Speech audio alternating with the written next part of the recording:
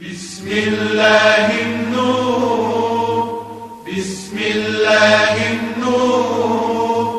बिस्मिल्लाहिन्नूरिन्नूर बिस्मिल्लाहिन्नूर बिस्मिल्लाहिन्नूर बिस्मिल्लाहिन्नूरिन्नूर बिस्मिल्लाहिन्नूरुन अला बिस्मिल्लाहिर्रहमानिर्रहीम बिस्मिल्लाहिर्रहमानिर्रहीम अल्हम्दुलिल्लाहि रब्बिल आलमीन वस्सलातु वस्सलामु अला सय्यिदिना मुहम्मद व आलिहि त्ताहिरीन।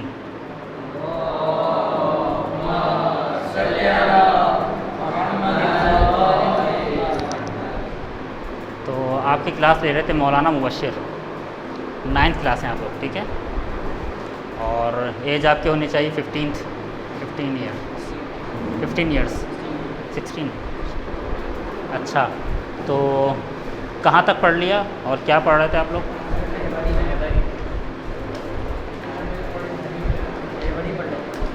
अच्छा, तो मुझे एक किताब चाहिए होगी। आप लोगों को सही समझ में आ रहा है? नजासात शुरू नहीं हुए थे? वो तो नजासात का बता रहे थे। रहबरी पढ़ा है। आज अदल पढ़ेंगे, ठीक है, ऐसा ही है। अदल रहबरी पूरा पढ़ लिया था कल आपने? जी जी, तहारत के अहकाम पढ़ाने ना।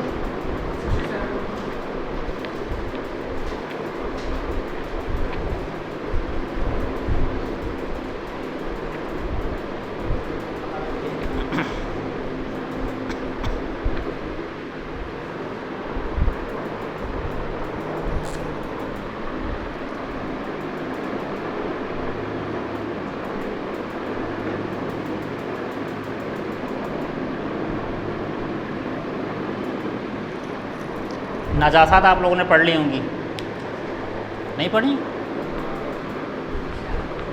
तरतीब कैसी है? बहरहाल अब इस किताब की तरतीब मुझे नहीं मालूम, चूँकि टीचर आपके मुबश्शिर साहब थे। उमूमन आम तौर पर तरतीब ही होती है कि पहले या तो आपको पिछली किसी क्लास में पढ़ा दिया होगा, इस तरह से कुछ हुआ होगा। सबसे पहले नजासात पढ़ाते हैं, ठीक है, यानी ऐने नजिस कितनी चीज़ें हैं।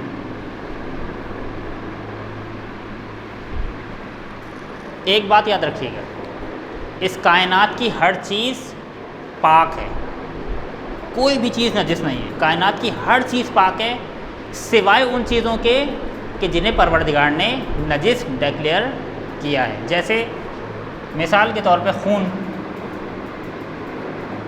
खुदा ने कहा खून पाक है, माफ़ कीजिएगा खून नजिस है, ठीक है।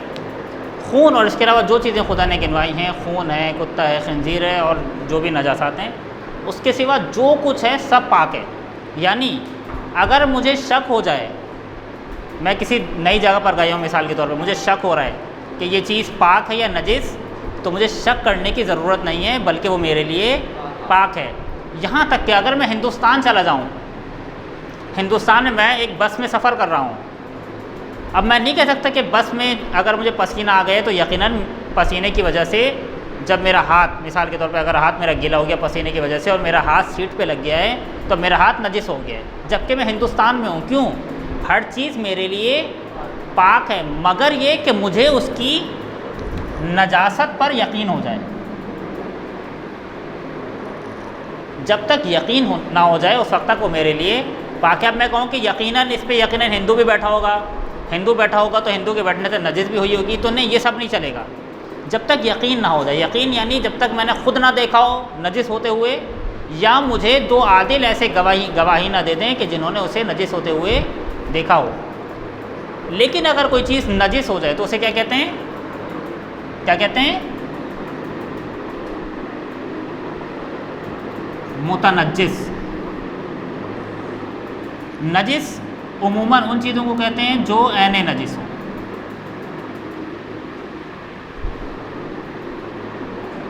हम कहते हैं नजिस कितनी चीज़ें हैं, मिसाल के तौर पर 10 या 11 जितनी भी हैं, खून है, कुत्ता है, खंजीर है, काफिर है और इला आखिर। लेकिन अगर मेरा हाथ मिसाल के तौर पे गीला हाथ कुत्ते से लग जाए तो मेरा हाथ नजिस नहीं बल्कि क्या है, मुतनज्जिस है। ठीक है। ऐने नजिस कभी भी पाक नहीं हो सकता। कुत्ते को आप जितनी मर्तबा भी समंदर में डाल दें कुत्ता पाक नहीं होगा। लेकिन अगर मेरा हाथ कुत्ते पर लगने से नजिस हो गया या किसी भी नजिस चीज़ पर लगने या काफिर को छू गया मेरा हाथ, कौन सा काफिर यह बात या आपने पढ़ ली होगी, शायद आगे आ जाए। अगर मेरा हाथ मिसाल के तौर पे हिंदू पर मेरा हाथ लगा है गीला और मेरा हाथ नजिस हो गया तो मेरा हाथ पाक हो सकता है लेकिन हिंदू पाक नहीं हो सकता। तो ये मोटी मोटी बातें जो हमें मालूम होना चाहिए। अब मसला ये कि अगर मेरा हाथ नजिस हो जाए या मेरा कपड़ा नजिस हो जाए या ज़मीन नजिस हो जाए, ठीक है, या मेरा पाँव का तलवा नजिस हो जाए या कोई भी चीज़ नजिस हो जाए तो उसे कैसे पाक किया जाएगा। उसको पाक करने के शरीयत ने कुछ तरीक़े बताएं। अब मुझे एक मरतबा याद है, अज़ा ख़ाने में एक बच्चे ने पेशाब कर दिया। अज़ा ख़ाने में एक बच्चे ने पेशाब कर दिया। मैंने पूछा कि उसे कैसे पाक किया आपने, तो उन्होंने कहा कि हम गए और कपड़ा गीला किया और यूं यूं करके हमने 3 मरतबा उसको साफ़ कर दिया तो पाक हो गया। तो आप बताएं कि ये पाक हो गया? पाक नहीं हुआ। साफ़ और पाक होने में फ़र्क है। मुमकिन है कोई चीज़ साफ़ हो मगर पाक ना हो। तो उन्होंने साफ़ तो कर दिया लेकिन वो अज़ा ख़ाना अभी पाक नहीं हुआ। तो शरीयत ने चीज़ों के पाक करने के कुछ तरीक़े बताए। अगर उन तरीक़ों के मुताबिक पाक किया जाएगा तो पाक हो जाएगी वो चीज़, वरना वो चीज़ पाक नहीं होगी।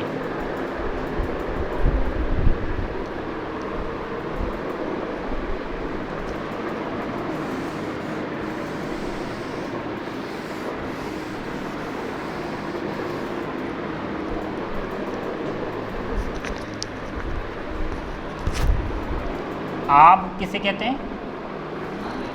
आब यानी पानी। पानी की 2 किस्में हैं।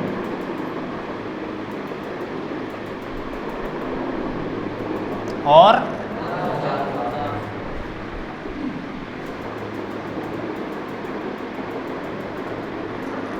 आब मुतलक की कितनी किस्में हैं? कितनी? 2। और कितनी? 3। कितनी? 4। कितनी? 5।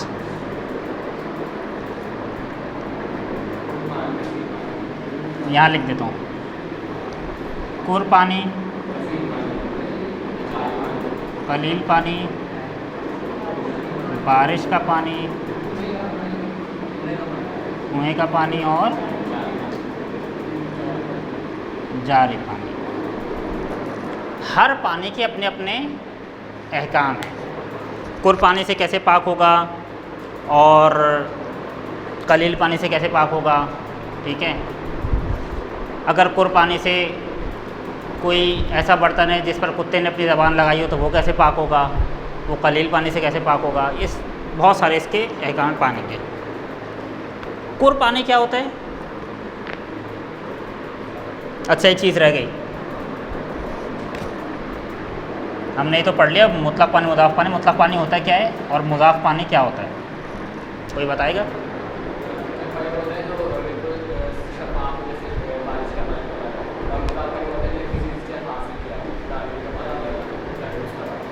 मुज़ाफ़ पानी वो है कि या तो वो किसी चीज़ से लिया गया हो या कोई चीज़ उसमें इतनी मिल जाए कि अब उसे पानी ना कहा जाए, यानी ये ना कहा जाए कि ये मुतलक पानी है। मिसाल के तौर पे तरबूज का पानी, तरबूज का शरबत बनाया जाए और उससे क्या क्या फिर कहा जाएगा उस पानी को? कहा जाएगा तरबूज का शरबत है, ये तरबूज का जूस है, ये तरबूज का पानी है, ये पानी नहीं है। कोई भी उसे पानी नहीं कहेगा। लोग कहेंगे मिसाल के तौर पे एक जग में पानी रखो, एक जग में जूस रखो, तो ये नहीं कहेंगे ज़रा वो वाला पानी दे दें।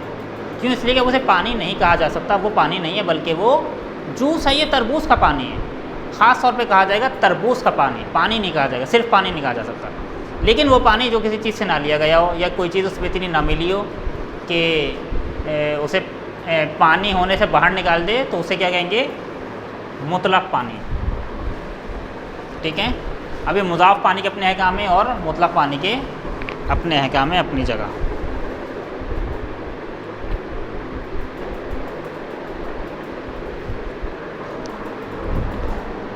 मुज़ाफ़ पानी से पहले तो ये बताइए, मुज़ाफ़ पानी पाक है या नजिस? पाक है। लेकिन अब मुज़ाफ़ पानी में एक कतरा, मिसाल के तौर पे आपने पूरा टैंक शरबत बनाया है, एक बड़ा टैंक आपने शरबत बनाया है, उसमें एक कतरा खून आके गिर जाए, क्या होगा? सारा नजिस हो जाएगा, चाहे वो कितना ही कुड़ क्यों ना हो या कुड़ से ज़्यादा ही क्यों ना हो। अच्छा, मुज़ाफ़ पानी से क्या वज़ू हो सकता है? होश रोक सकता है? मुज़ाफ़ पानी किसी चीज़ को पाक कर सकता है? सही है।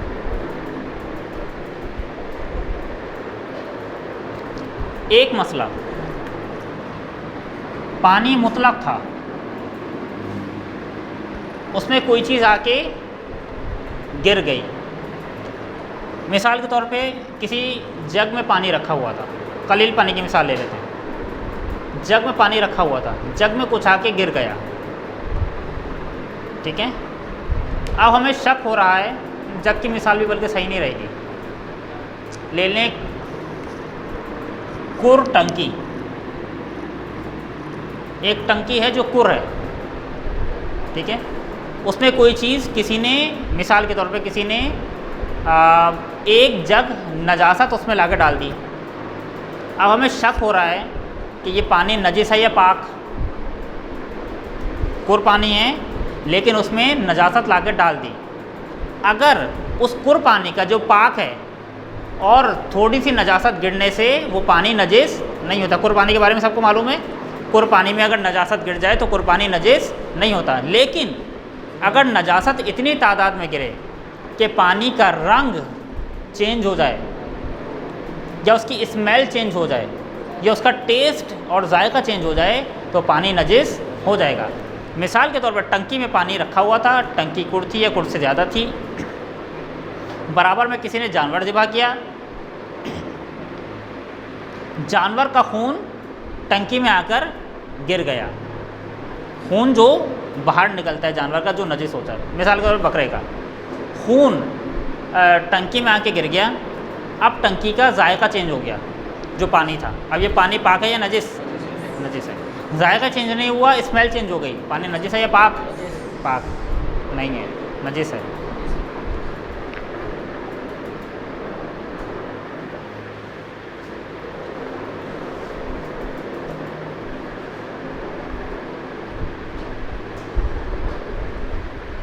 हो कभी आपने देखा होगा। अच्छा, पहले तो ये बताइए कि समंदर का पानी मुतलक है या मुज़ाफ़?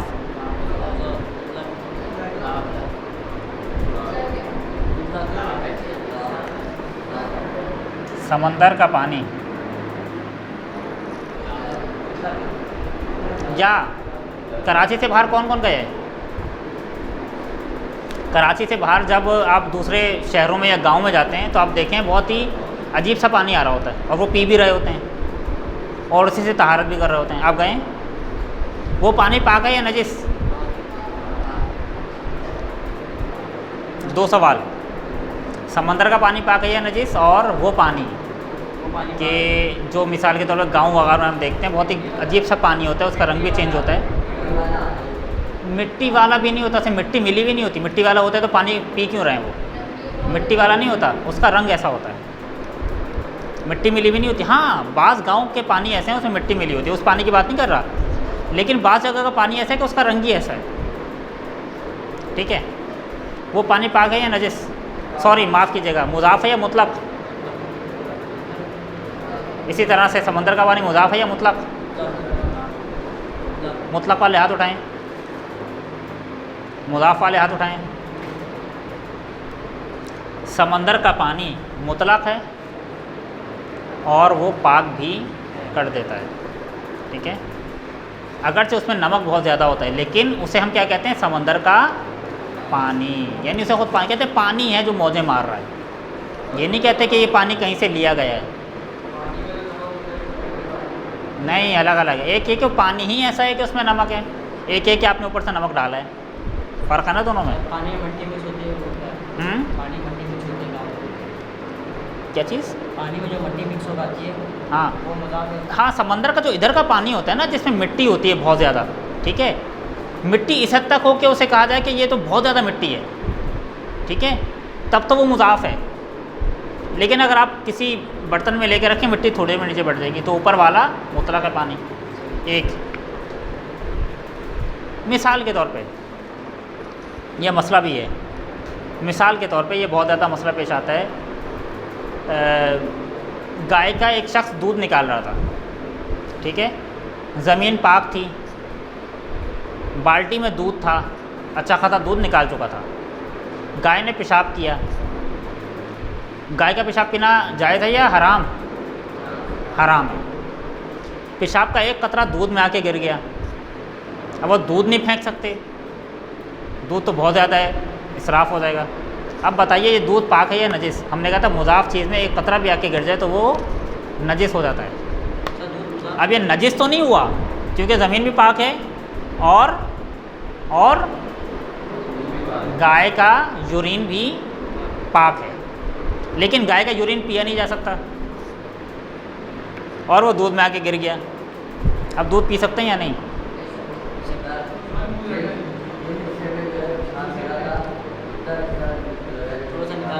जैसे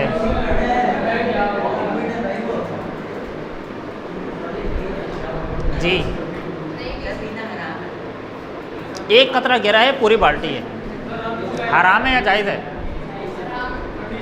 हराम वाले हाथ उठाएं, जायज़ वाले हाथ उठाएं। अरे जायज़ करना पड़ेगा वरना तो सारा ज़ाय हो जाएगा। जवाब ये है कि अगर इतना पेशाब आके गिरे तो फिर उस दूध को दूध ना कहा जाए, फिर तो हराम हो जाएगा। लेकिन एक कतरा गिरने से दूध दूध रहता है और पेशाब का पता भी डिज़ोल्व हो जाता है, बहुत ज़्यादा पता भी नहीं सकता। ठीक है, क्लियर है?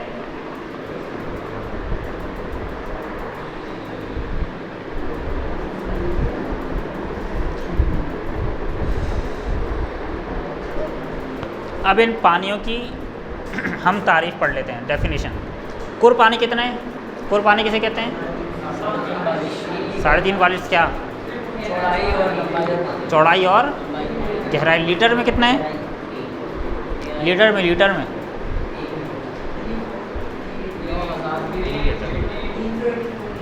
384 लीटर।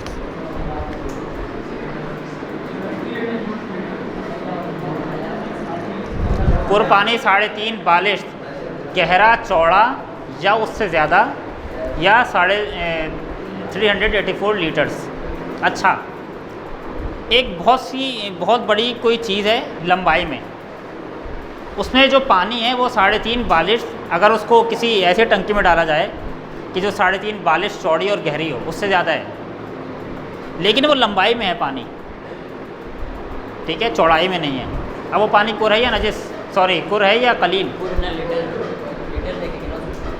कुर है, कुर है वो पानी। कुर पानी वो है कि अगर कोई किसी ऐसी चीज़ में डाला जाए तो उसकी चौड़ाई और गहराई 3.5 बालिश चौड़ी और गहरी हो, तो उसमें या उससे ज़्यादा पानी बने, लेकिन ज़रूरी नहीं है कि बर्तन भी वैसे ही होना चाहिए, उसका ज़र्फ़ भी वैसे ही होना चाहिए। अगर ज़र्फ़ लंबाई में है या सिर्फ चौड़ाई में है तो कोई मसला नहीं है। जैसे बाज़ टंकियाँ आपने देखी होंगी जो मतलब लंबाई में बहुत बड़ी हैं लेकिन उसकी चौड़ाई बहुत ज़्यादा नहीं है। सर बाल्टी का पानी बाल्टी का पानी तो कलील है। 384 ज़्यादा लीटर होता है? नहीं, बाल्टी का पानी नहीं। खूब, ये हो गया कुर पानी। कलील पानी क्या होता है?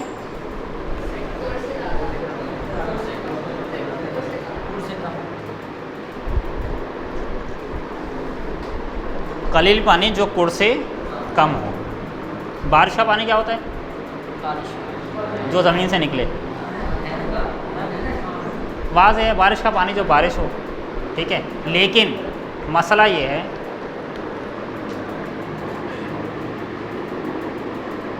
बूंदाबांदी, थोड़ी फुहार जिसे आप कहते हैं, फुहार, ड्रिजलिंग क्या कहते हैं इंग्लिश में, वो बारिश है या नहीं है? मसलन बारिश का पानी पाक करता है, या वो बूंदाबांदी या फुहार वो पाक करेगी या नहीं? करेंगे। हाथ उठाएं। पाक करेगी या नहीं? हाथ उठाएं। यही तो पूछ रहा हूँ मैं। बारिश के लायक मसलन ज़मीन नजिस है, ज़मीन पर फुहार बरसी, ज़मीन गीली हो गई, अब ज़मीन पाक हो गई या नजिस है? पाक है।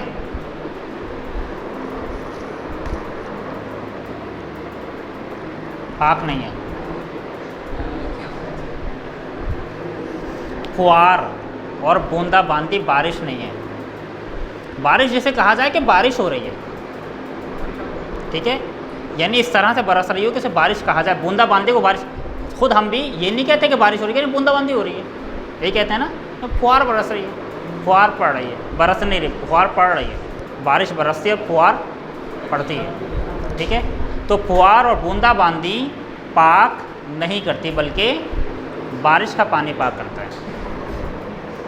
बारिश जिसे कहा जाए, बारिश ज़रूरी नहीं कि बहुत तेज़ हो रही हो, लेकिन इतनी हो कि उसे बारिश कहा जाए। ये मसला कहाँ पेश आता है कि पानी नजीस है, मिसाल के तौर पर गटर का पानी पड़ा हुआ है, अगर बारिश हो रही हो, शायद मसला आगे आ भी जाए, अगर बारिश हो रही हो तो बारिश के दरमियान जो छींटे उस गटर के पानी की हम पर आ रही हैं और ऐने नजासत आके नहीं लगी, तो वो पानी पाक है या नजीस? पाक है, वो छींट नजीस नहीं है। लेकिन बारिश रुक गई है, गटर का पानी पड़ा हुआ है, बूंदाबांदी हो रही है, अब अगर छींट मेरे पाँव पर आकर लगेगी तो पाक है या नजिस? अब वो नजिस है, क्योंकि बारिश नहीं हो रही। बारिश के दरमियान अगर छींट आगे लगती तो पाक थी, अब बूंदाबांदी हो रही है या फुहार पड़ रही है, लिहाजा वो नजिस है। जी, बारिश का पानी मिक्स हो गटर के पानी में, हाँ, बारिश का पानी गटर के पानी मिक्स हो जाए और बारिश हो रही हो, फिर भी जो छींट आ रही है वो पाक है, जब तक यानी नजासत ना लगे। अगर बारिश बंद हो जाता है नजिस। हाँ, बारिश बंद हो जाए तो दोबारा नजिस हो जाएगा।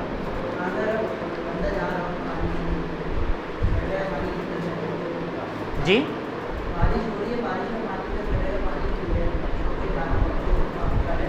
हाँ, बारिश हो रही है फिर भी पानी है तो पाक है,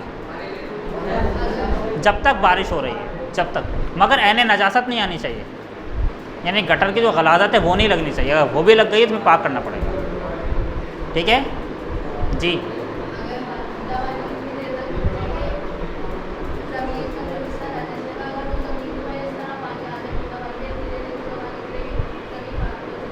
हाँ, फिर तो ज़मीन पाक हो जाएगी, फिर तो मसला ही नहीं है।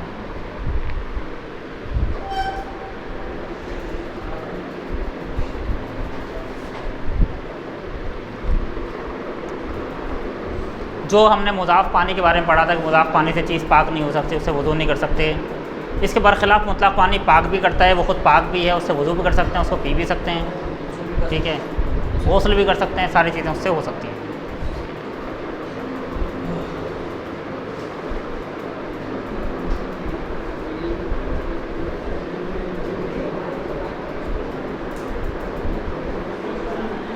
सवाल, एक टंकी है जो कुड़ से ज़्यादा है, मेरा ये मार्कर नजिस हो गया था, मैंने नजिस मार्कर टंकी में डाल दिया, टंकी का रंग बू और जायका चेंज नहीं हुआ, क्या पाक हो जाएगा या नहीं? यानी पानी इस पर डालना ज़रूरी नहीं है, बल्कि अगर ये पानी में डाल दिया जाए तो ये भी पाक हो जाएगा और पानी भी नजिस नहीं होगा।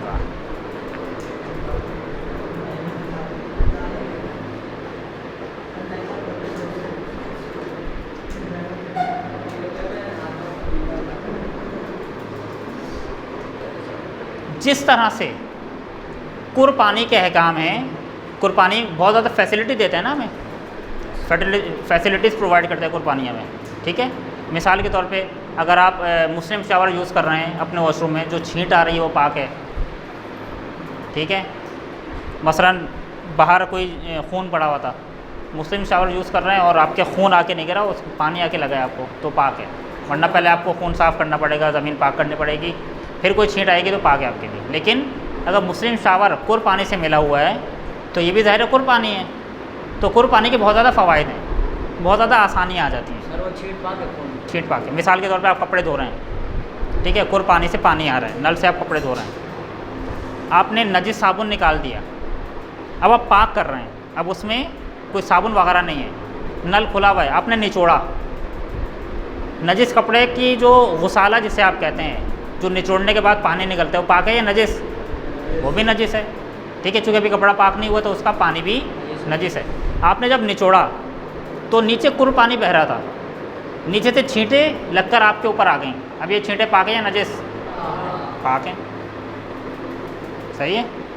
जिस तरह से कुर पानी के बहुत ज़्यादा फ़वाइद हैं, और जो पानी कुर पानी के हैं, जो अहकाम कुर पानी के हैं, वही सारे अहकाम किस पानी के हैं? जारी पानी के। कलील पानी तो मुसीबत, जारी पानी के। जारी पानी अगरचे कुर से कम भी हो तब भी उसके ऊपर वही अहकाम लागू हैं जो कुर पानी के अहकाम लागू होते हैं।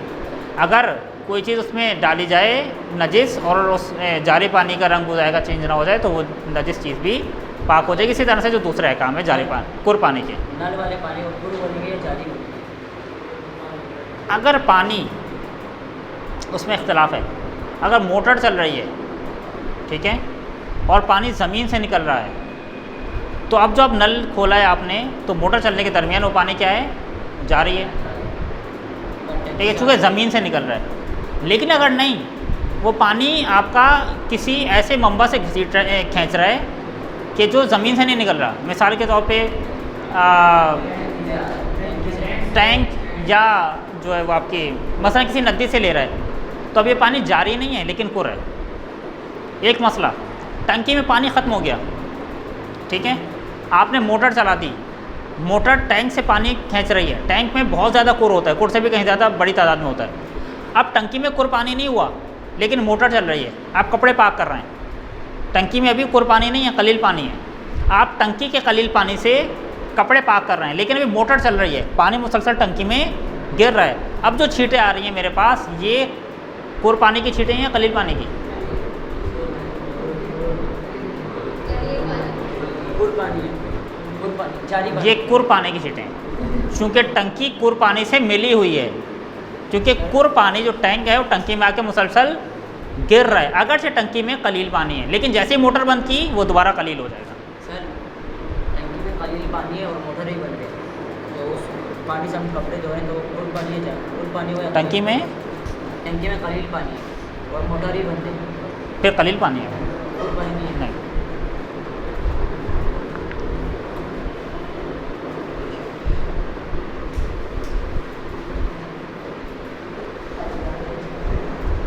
कलील पानी के अहकाम आपको मालूम है कि कलील पानी में ज़र्रा बराबर में नजासत चली जाए, अगरचे उसका रंग वो जाएगा भी तब्दील ना हो तो वो नजिस हो जाएगा।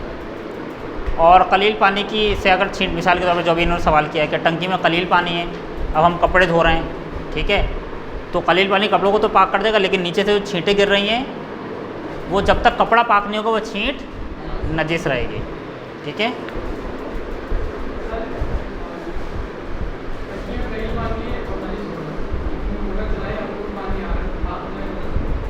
मोटर चला के आप पाक कर लें, अगरचे टंकी में कुर पानी ना हुआ, ठीक है।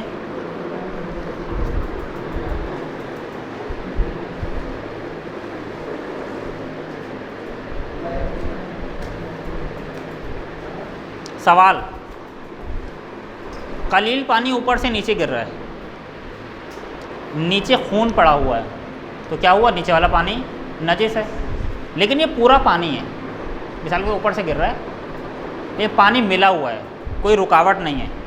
अब ये सारा पानी नजिस होगा या सिर्फ नीचे वाला पानी नजिस है? नीचे वाला। क्योंकि हमने तो कहा था कि मिसाल के तौर पर जग में अगर एक छींट भी आके गिर जाए तो सारा पानी नजिस है, सिर्फ ये नहीं कि जहाँ छींट आके गिरी है। अब ये पूरा एक पानी है, नजिस है या पाक? नीचे वाला नजीस, ऊपर वाला पाक है। जी, नीचे वाला नजिस है, ऊपर वाला हिस्सा पाक है, क्योंकि वो ऊपर से आ रहा है।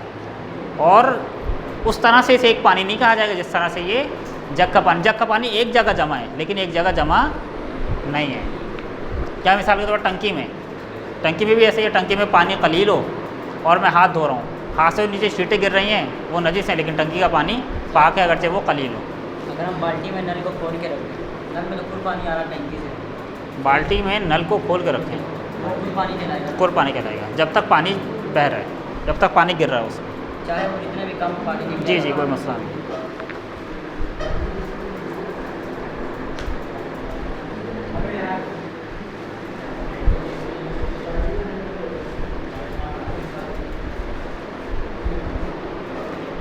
एक पानी नजिस था, अब मुझे शक हो रहा है कि पाक है या नजिस, तो पाक है या नजिस? पहले नजिस था, मुझे पाक होने का यकीन नहीं हुआ, लेकिन मुझे शक हो रहा है कि शायद पाक हो गया। नजिस है। इसी के बरखिलाफ एक पानी पाक था, अब मुझे शक हो रहा है कि किसी ने शायद नजिस कर दिया, वो पाक है या नजिस? टंकी में पानी कुर था, अब मुझे शक हो रहा है कि कुर है या कलील? कुर है या कलील है? कुर है। टंकी में पानी कलील था, अब मुझे शक हो रहा है, यकीन नहीं है कि क्योंकि किसी ने मोटर वगैरह भी नहीं चलाई, मुझे शक हो रहा है कि कलील है या कुर, तो कलील है या कुर? कलील है। सवाल, मैंने कुर पानी समझकर टंकी का पानी यूज़ कर लिया, ठीक है, क्योंकि कभी ऐसा होता है ना कि किसी ने मोटर ही नहीं चलाई, टंकी का पानी ख़त्म हो गया, मैं समझ रहा था पानी कुर है, मैंने कपड़े धो लिए कुर समझ के, छींटें आ रही थी, उसकी परवाह नहीं कर रहा था, बाद में पता चला जो कपड़े धुले थे वो कलील से थे, और मैंने कलील समझकर कपड़ों को पाक नहीं किया था, यानी जिस तरह से कलील से पाक करना चाहिए। अब ये कपड़े पाक हैं या नजिस?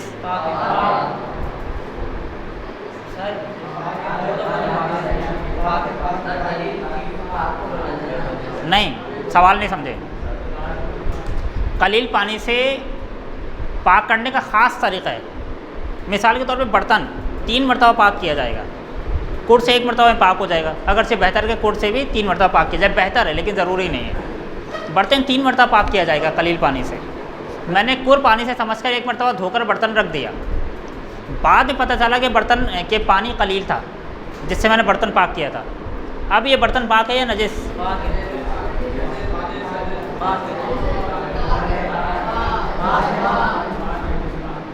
बर्तन नजिस है,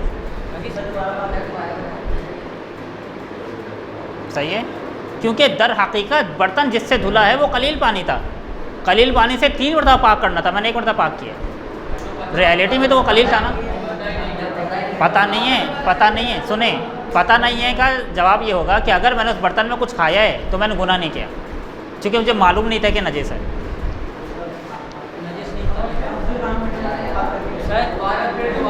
तो क्या हम टंकी चेक कर दे रहे हैं? बात क्लियर है? मैं बताता हूँ, बात क्लियर है।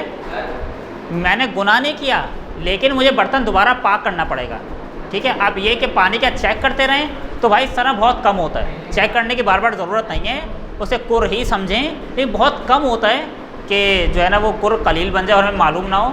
उमूमन मोटर चलाते रहते हैं हम लोग, बहुत कम होता है, साल में 1-2 मरतबा ऐसा होता है बस। जी, कोई कुर समझा जाए जब तक कलील होने का यकीन ना हो जाए, थोड़ी थोड़ी देर मोटर चलाते ना। जी, सवाल कोई कर रहा था?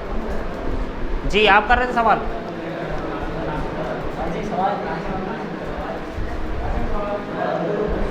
सवाल कौन कर रहा था सवाल?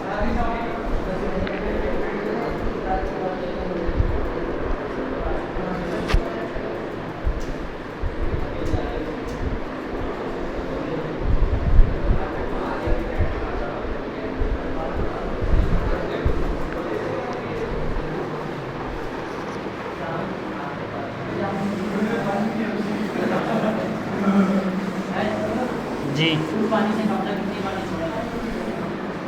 कुर पानी से कपड़े धोने का अहकाम ये हैं कि ऐने नजासत दूर करने के बाद, मिसाल के तौर पे साबुन वगैरह, अगर कपड़ा नजिस है तो साबुन वगैरह निकालने के बाद 1 मरतबा कुर पानी उस पर डाल दें और निचोड़ दें, कपड़ा पाक हो जाएगा। जैसे खून का दाग रह जाए हल्का सा होता है, हाँ, खून का, हल्का सा दाग रह जाए कपड़े पर। हाँ, कभी कभी ऐसा होता है, कभी कभी ऐसा होता है कि खून का धब्बा लगा होता है, धोने के बाद धब्बा लगा रह जाता है। ये मिसाल के तौर पर खून लग गया था, मैंने धोया तो धब्बा लगा रह गया। अब ये पाक है या नजिस? पाक है, क्योंकि ये खून नहीं है बल्कि खून का धब्बा है। लेकिन छोड़ें, दूसरे नजासत दूसरे के बिना खून के अलावा। लेकिन वहाँ पर अगर हम ऐने नजासत लगा देखें तो वो नजिस है, दोबारा धोना, क्योंकि वो धब्बा नहीं है बल्कि वो खुद ऐने नजासत है। ठीक है जी, बता दिया, बाद में रिपीट करेंगे। सर अगर दूसरे नजीस चीज़ का दाग पड़ जाए, हाँ देखें, मिलाक ये है कि अगर खुद नजिस चीज़ लगी हुई है कपड़े पर, बाद में पता चला कि नजिस चीज़ लगी हुई थी, अब वो पाक नहीं हुआ। लेकिन अगर सिर्फ नजिस चीज़ का निशान लगा रह गया, जैसे खून का निशान, या मसलन गटर का पानी का भी लग जाता है, कभी उसका निशान रह जाता है, हमने धो लिया लेकिन निशान नहीं जा रहा, तो वो पाक है। लेकिन पाक क्यों? इसलिए कि अब नजिस चीज़ जो खुद नजिस थी वो जा चुकी है, उसका निशान रह गया है बस। लेकिन कभी ऐसा होता है कि खुद नजिस चीज़ लगी रह जाती है, वो नजिस है। ठीक है जी, जी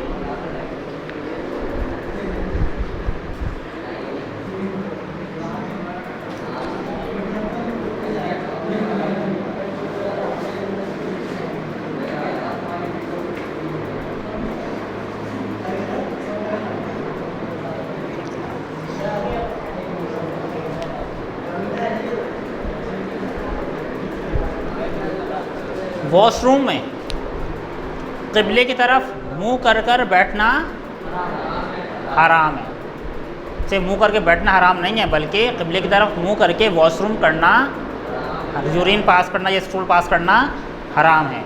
क़िबले की तरफ पुश्त करके, पीठ करके भी स्टूल पास करना या यूरिन पास करना हराम है। सर बाथरूम में जाती कपड़े की तरफ मुँह हो जाए तो हराम होना भी। गलती से हो जाए तो अलग है, जानबूझ के नहीं कर सकते।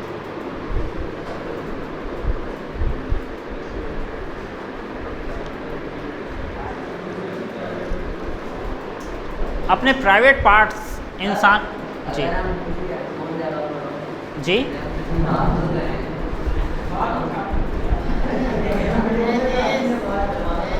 ज़ोर से ज़ोर से,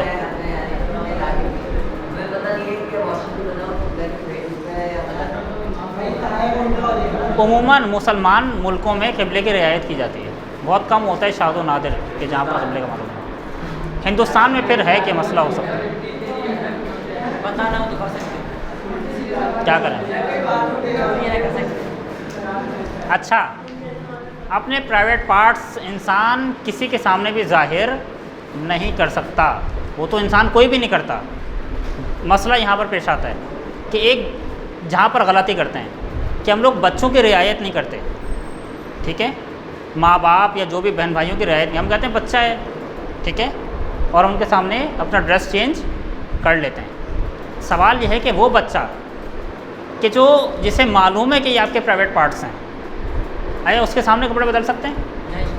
कपड़े इस तरह से बदलना है कि उसके सामने ज़ाहिर हो जाए? नहीं। अगर जो बच्चा है, बालिग नहीं हुआ, लेकिन उसके सामने भी आप अपने कपड़े और ड्रेस चेंज नहीं कर सकते। एक 2 साल का बच्चा जी, 1-2 साल का बच्चा 2 साल का बच्चा जिसके सामने आपको यकीन है कि इसको नहीं मालूम प्राइवेट पार्ट्स क्या होते हैं, लेकिन ये तो सब फ़िक़ी है काम है ना कि आप उसके सामने कर भी लें, लेकिन भाई अदब ये है कि बच्चों की बचपने में ही तरबियत की जाए ताकि उन्हें भी मालूम हो कि सही क्या है और गलत क्या है। घरों में उम्मन इन चीज़ों का ख्याल नहीं रखा जाता, खुसूसन कंबाइंड फैमिली सिस्टम में इन चीज़ों का ख्याल नहीं रखा जाता। इन चीज़ों का ख्याल रखना चाहिए। बच्चा बचपने में ही बहुत कुछ सीख लेता है जिसका हमें नहीं मालूम होता।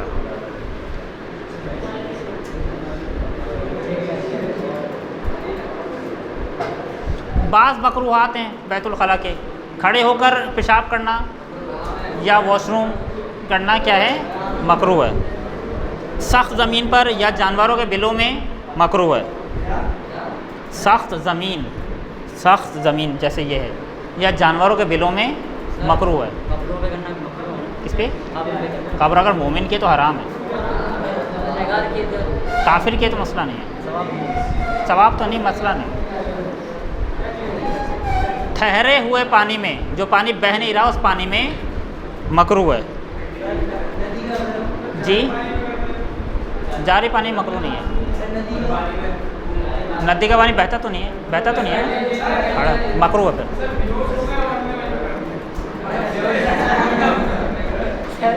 जब इख्तियार में नहीं है फिर तो ना सवाब ना गुनाह ना वाजिब ना कुछ जारी नहीं। पानी पेशाब कर पी सकते हैं जारी पानी?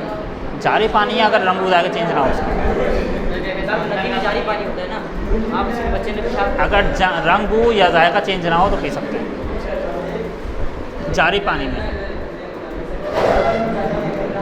अपना पेशाब रोकना या अपना स्टूल पास ना होने देना ये मकरूह है, ठीक है।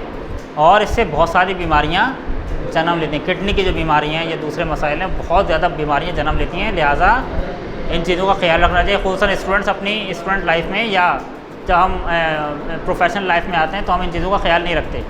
फिर बाद में किडनी में पत्थर और पता नहीं क्या क्या मसाइल आ रहे होते हैं। तो इस्लाम ने जिन चीज़ों से रोका है और मकरूह करार दिया है, इसमें कोई ना कोई हिकमत उन चीज़ों का ख्याल करना चाहिए।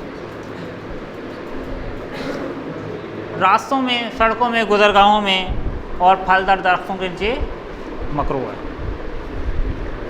ज़मीन पे करते हैं मालिक से पूछे बगैर, जी, प्लॉट में पेशाब करते हैं मालिक से पूछे बगैर, प्लॉट के मालिक से पूछे बगैर। ज़मीन पर नहीं, किसी की भी ज़मीन पर उसको बग़ैर इजाज़त के यूज़ नहीं कर सकते। क्लास कितने बजे शुरू हुई थी?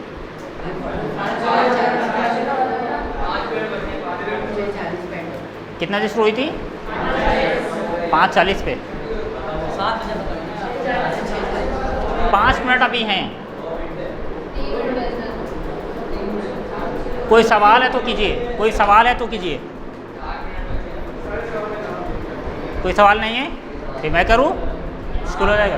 आप करें 5 मिनट बहुत गौर से सुने, ये सारी बातें भूल जाएं, मसला नहीं है। नंबर कटेंगे, लैपटॉप नहीं मिलेगा बहुत ज़्यादा, लेकिन अब जो कह रहा हूँ वो आइंदा आने वाली ज़िंदगी में बहुत काम। आप लोग मुझे जानते हैं, जानते हैं, बड़ा मशहूर आदमी।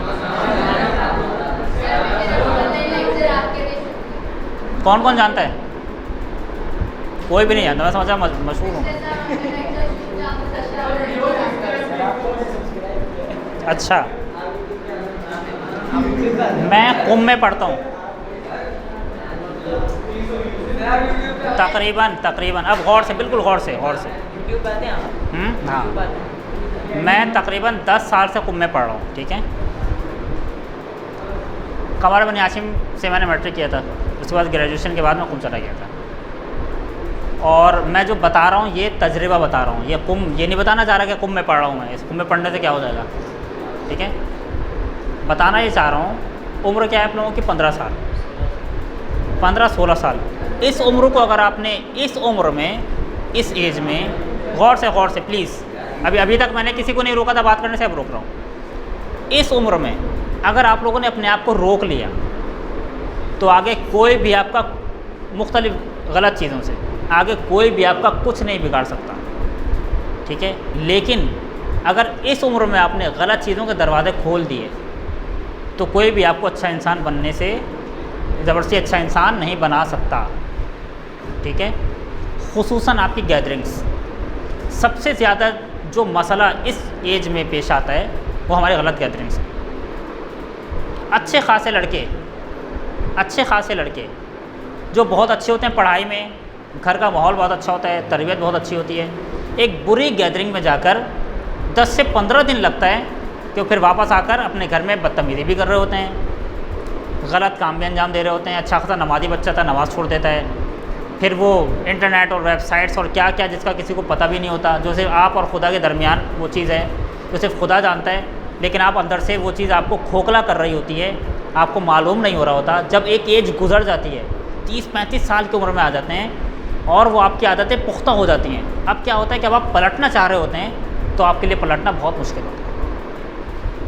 मेरे को उस्ताद थे आयतुल्लाह मोहम्मद बाक़िर जवादी, ठीक है, अभी हयात हैं, बहुत काबिल आदमी है, बहुत। ये मैं आप लोगों को कह रहा हूँ, देखो मैंने साफ बोलूँ, मैंने अपनी ज़िंदगी में मेहनत नहीं की जैसी मेहनत करना चाहिए थी, मेरा ये हिस्सा गुजर गया। आप भी अगर मेरी तरह करोगे तो आप भी वही वैसे ही अफसोस कर रहे होगे जैसे मैं कर रहा हूँ। तो बजाय ये कि बाद में अफसोस हो, मेहनत करो। मेरे उस्ताद थे, बहुत काबिल थे, बहुत काबिल, अभी हयात हैं, बहुत काबिल और बहुत यानी बहुत अच्छी शख्सियत, आयतुल्लाह मोहम्मद बाकर जवादी। एक दिन वो क्लास में आए, फ़लसफ़ा पढ़ाते थे हमें, क्लास में आए और आकर रोने लगे। बहुत काबिल आदमी, बहुत काबिल, रोने लगे और फिर कहने लगे, मेरे बच्चों मैंने मेहनत नहीं की, जबकि बहुत मेहनत की उन्होंने, बहुत बड़ा नाम है उनका। कहने लगे, मेरे बच्चों मैंने मेहनत नहीं की, मैंने अपनी जवानी ज़ाय कर दी, तुम लोग ज़ाय ना करना, तुम लोग अपनी मेहनत बर्बाद नहीं करना। ये उन्होंने कहा कि जिन्होंने बहुत मेहनत की है, यानी आप कहीं भी चले जाएं आपको अफसोस रहेगा, काश मैं मज़ीद मेहनत कर लेता, काश मज़ीद मेहनत। इसी तरह से जन्नत में भी होगा, आप जन्नत में चले भी जाएं तो आपको ये अफसोस होगा कि मैं जन्नत में वहाँ क्यों नहीं हूँ जहाँ पर दूसरे लोग हैं। और ये ख़ुद इंसान के लिए अज़ियत कुनंदा बात है, जब इंसान ये देखे कि मेरा दोस्त जो मेरे साथ होता था, ख़ुद दुनिया में जो मेरे साथ होता था, मेहनत करके वहाँ पहुँच गया, मैंने मेहनत नहीं की, यहाँ खड़ा हुआ। इंसान के लिए बहुत अज़ियत कुनंदा बात होती है। इमाम ख़ुमैनी अलैहि मकामो एक मरतबा, कितना बड़ा इंसान था इमाम ख़ुमैनी को सब जानते हैं, कोई ऐसा तो नहीं जिसने जो ना जानता हो, कितना बड़ा इंसान, एक बहुत बड़ा आरिफ, बहुत बड़ा फ़लसफ़ी, बहुत बड़ा फ़क़ीह, बहुत बड़ा उसूली, बहुत बड़ा मुतकल्लिम, बहुत बड़ा मुफस्सिर कुरान। कौन सा ऐसा सब्जेक्ट था कि जिसके इमाम ख़ुमैनी एक्सपर्ट ना हो? एक्सपर्ट बनना किसी सब्जेक्ट का आसान है? एक तो एक सब्जेक्ट का एक्सपर्ट बनना बहुत मुश्किल है। इंसान दो का बन जाए तो उसने समझने बहुत बड़ा कारनामा अंजाम दे दिया। एक इंसान जो कितने सब्जेक्ट्स का एक्सपर्ट है, कौन? मिसाल के तौर पे इमाम ख़ुमैनी एक मरतबा बस आखिरी बात, एक मरतबा आधी रात में उठे और रोने लगे, ठीक है, गालिबन हॉस्पिटल में थे, रोने लगे आधी रात। फजर से 2 घंटा पहले इमाम ख़ुमैनी उठ के नमाज शब पढ़ते थे, 2 घंटा पहले, हम 2 मिनट पहले नहीं उठते। तो वो रोने लगे। फिर उनके खादिम ने सोचा कि पता नहीं क्या वाक़या हो गया, कोई दर्द हो रहा है, तकलीफ़ हो रही है, क्यों रो रहे हैं? जाकर पूछा क्या का मसला क्या है? तो वो रोने लगे, कहने लगे, देखो अभी तुम्हारी जवानी है, अभी तुम अपनी उम्र को सही इस्तेमाल कर सकते हो, जितनी खुदा की इबादत कर सकते हो कर लो, जब बूढ़े हो जाओगे ना फिर नहीं कर सकते, करना चाहोगे बहुत मुश्किल होगी। हुआ क्या, नमाज शब पढ़ना चाह रहे थे, उठा नहीं जा रहा था। फिर बहरहाल उन्होंने तयम्मुम किया, जिस तरह से वुज़ू किया मुझे नहीं मालूम, लेकिन ये उन्होंने जुमला कहा कि मेरे बच्चों अपनी इस उम्र में, अगर इस उम्र में अपने आप को बना लिया, ये बातें अभी आप लोग सुन रहे हैं, ठीक है, घर जाके भूल जाएंगे, याद कब आएंगी? 15 साल के बाद। मेरा नाम फ़र्रुख अब्बास है, ठीक है, जब 15 साल बाद याद आएंगे ना तो सोचिएगा फ़र्रुख अब्बास साहब ने एक बात कही थी। 15 साल के बाद जब ज़िंदगी गुजर जाएगी, अब आप बैक नहीं हो सकते, अब आपके पास पीछे पलटने का रास्ता नहीं है, तो बेहतर यही है कि बजाय ये कि बाद में गमज़दा हों, अफसोस करें, अपने आप को बना लें। इस उम्र में अगर आपने अच्छी आदतों की, अच्छी बातों की आदत डाल ली, यकीन माने आगे कोई भी ताकत आपको नहीं रोक सकती। इस उम्र में अगर आपने अच्छी, सही है, हर जवान को, हर नौजवान को एक गैदरिंग की ज़रूरत है, आपको गैदरिंग की ज़रूरत है, मुझे भी गैदरिंग की ज़रूरत होती थी जब मैं होता था। अगर आपकी गैदरिंग गलत लोगों के साथ बन गई, यकीन माने आपका टीचर कुछ नहीं कर सकता, आपके माँ बाप कुछ नहीं कर सकते, आपका कोई रिश्तेदार आपको सही नहीं कर सकता। अगर आपको गलत गैदरिंग की आदत पड़ गई, कोई कुछ नहीं कर सकता, बाहर से आपको ज़बरदस्ती कोई सही नहीं कर सकता। अगर ज़बरदस्ती सही करना होता तो इमाम ज़माना हमें सही कर चुके होते। इसका मतलब ये खुदा नहीं चाहता किसी को ज़बरदस्ती सही किया जाए, और किसी को ज़बरदस्ती सही नहीं किया जा सकता जब तक वो खुद सही ना होना चाहे, ठीक है। और अगर आपने ज़बरदस्ती किसी को कुछ बातों की आदत पढ़वा भी दी तो वो 2 से 4 दिन रहेगा, क्योंकि वो खुद अंदर से सही होना नहीं चाह रहा था। छोटी सी मिसाल दूँ, चश्मा, एक पानी का चश्मा खुश्क हो गया, ठीक है, आपने एक बाल्टी ले जाकर उस चश्मे में पानी डाल दिया, क्या हुआ? 4 दिन के बाद पानी फिर ख़त्म हो गया। हुआ क्या? इसलिए कि पानी आपने बाहर से डाला था, इसके अंदर का पानी नहीं था। लेकिन अगर ये चश्मा खुद फूटे अंदर से तो अब इसको कोई खुश्क नहीं कर सकता। यही मसला आप सबके साथ है। अगर कुछ चंद एक बातें आपने यहाँ सुन ली, रमज़ान क्लासों के बाद मिसाल के तौर 5 दिन की 25 को, मिसाल के तौर पे मुझे नहीं मालूम, 25 को क्लासें ख़त्म हो जाएंगी, 5 दिन तक मुमकिन आप बहुत नमाज़ शब पढ़ें और खुदा से दुआ करें, अहले बैत से तवस्सुल करें, ईद का दिन आए, सब खत्म। क्यों? हुआ क्या था? ये जो क्लासें हैं ना, ये आपको दरहकीकत ऊपर से पानी डाल रही थी, आपके अभी अंदर का चश्मा नहीं फूटा था। अंदर का चश्मा कौन फोड़ेगा आपके अंदर का? वो खुद, आप खुद हैं। अगर अंदर का चश्मा फूट गया तो फिर चाहे ईद हो, चाहे माह मुहर्रम हो, चाहे माह रमज़ान हो, कोई चीज़ आपको अच्छा आदमी बनने से नहीं रोक सकती। दानिशगाह या कोई भी मदरसा, कोई भी टीचर आपकी मदद कर सकता है, मगर ज़बरदस्ती आपको अच्छा इंसान नहीं बना सकता जब तक आप खुद अच्छे इंसान ना बन जाएं। ये जो आपके पास एज है ये गोल्डन एज है, यकीन माने। अभी आप लोग बिल्कुल फ्रेश हैं, बिल्कुल फ्रेश, पाको पाकीज़ा। मुझे मालूम है आप में से किसी ने भी कोई गुनाह नहीं किया होगा, मुझे यकीन है। और अगर कर भी दिया है तो वापस आने का रास्ता भी बहुत जल्दी है। मिसाल के तौर पे आपको बहुत आगे तक पहुंचना है, आप किसी गलत रास्ते पर इधर आप किसी गलत रास्ते पर निकल गए, ठीक है, लेकिन अगर आपको बहुत जल्दी याद आ जाए तो बहुत आसानी से आप मुड़ सकते हैं। आपको इधर जाना था, आप इधर चले गए, आपको जल्दी याद आ गया, बहुत जल्दी मुड़ के इधर आ जाएंगे। लेकिन अगर आप बहुत दूर निकल गए तो वापस आने में भी टाइम लगेगा। अब अगर आपने खुदा ना करे किसी ने कोई गुनाह कर भी दिया है तो एक इस्तिग़फ़ार से ख़त्म हो जाएगा। अलबत्ता खुदा बहुत रहीम है, वापस आना बहुत आसान है। लेकिन अगर एक गुनाह पे गुनाह अंजाम देते रहे फिर वापस आना थोड़ा सा मुश्किल हो जाएगा, नामुमकिन नहीं है।